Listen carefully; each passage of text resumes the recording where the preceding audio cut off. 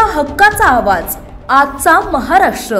काही दिवसाच्या विश्रांतीनंतर लोणी काळभोर येथे पावसाचं महाभयंकर रुद्ररूप पाहायला मिळालंय। रात्रभर झालेल्या मुसळधार पावसामुळे ओढे नाले तुडुंब भरत ओव्हरफ्लो होऊन गावातील परिसरात पाणी शिरले होते। गावातील येणारा मुख्य रस्ता पाण्याखाली गेला होता। तसेच आठवडे बाजारासह स्मशानभूमीमध्ये पाणी शिरले होते। जनावरांच्या गोठ्यामध्ये पाणी शिरले असताना नागरिकांच्या मदतीने काही गोठ्यातील जनावरे तातडीने सोडून देण्यात आली। त्यामुळे कोणतीही जीवितहानी झाली नाही।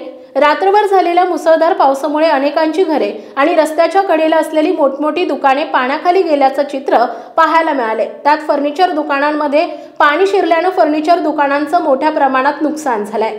आजचा महाराष्ट्रासाठी परशुराम निखळे, पुणे।